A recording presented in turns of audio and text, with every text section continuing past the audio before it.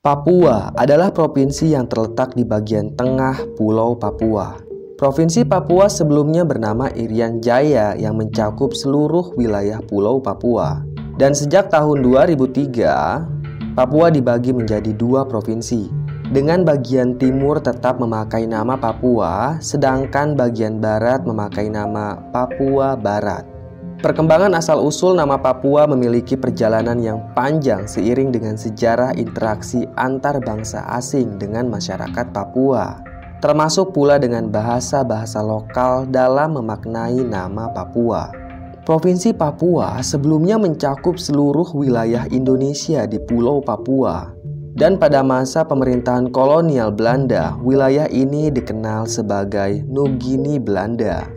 Setelah bergabung dengan Negara Kesatuan Republik Indonesia, wilayah ini dikenal sebagai Provinsi Irian Barat sejak tahun 1963. Namanya kemudian diganti lagi menjadi Irian Jaya oleh Presiden Soeharto. Hingga akhirnya nama Irian Jaya berubah kembali menjadi Papua. Namun di sisi lain, nama Papua Barat masih sering digunakan oleh Organisasi Papua Merdeka atau OPM. OPM adalah suatu gerakan separatis yang ingin memisahkan diri dari Indonesia dan membentuk negara sendiri. Organisasi Papua Merdeka ini didirikan pada tahun 1965. Organisasi ini didirikan untuk menentang pemerintahan Indonesia. Jelas gerakan ini dilarang di Indonesia karena memicu konflik di wilayah kekuasaan Indonesia.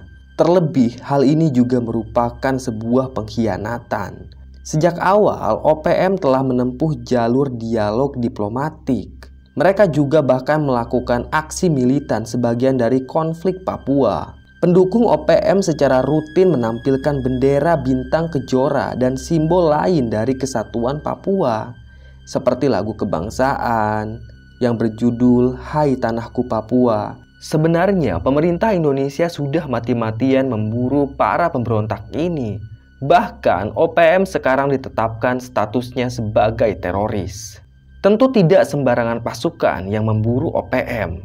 Indonesia mengirim Kopassus untuk memburu para pemberontak itu. Sepak terjang Komando Pasukan Khusus atau Kopassus sudah tidak diragukan lagi.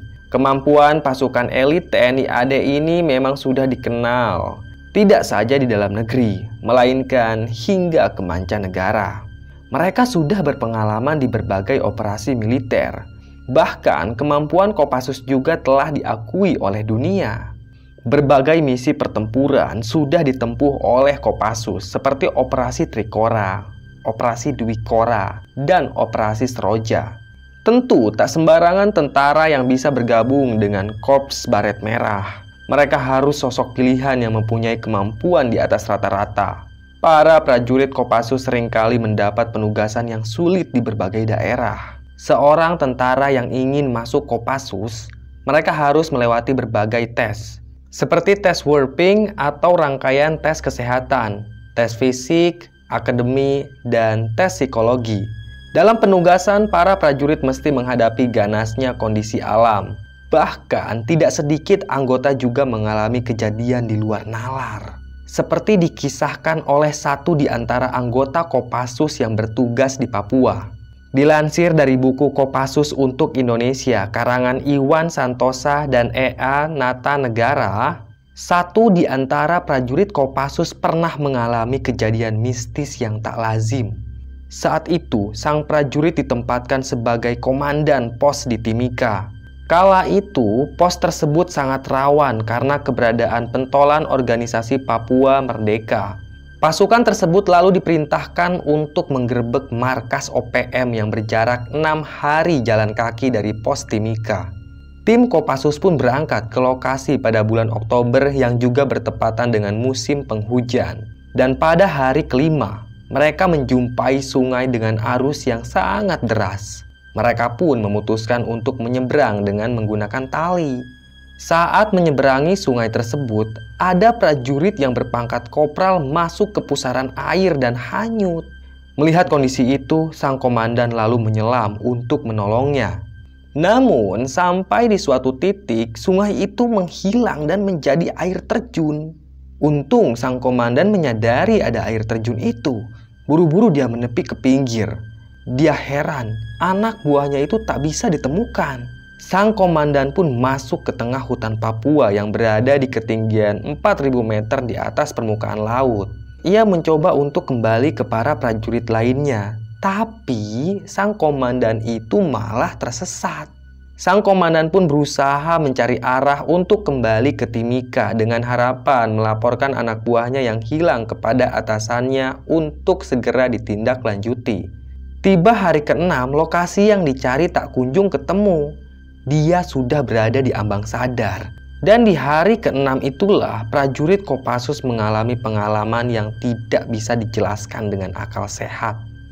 Ia mengaku melihat alam lain. Antara sadar dan tidak sadar, komandan tersebut merasa masih terus berjalan. Dan di hari ke-11, ia berhasil menyeberangi sungai yang lebarnya 200 meter sebelum akhirnya tiba di Timika.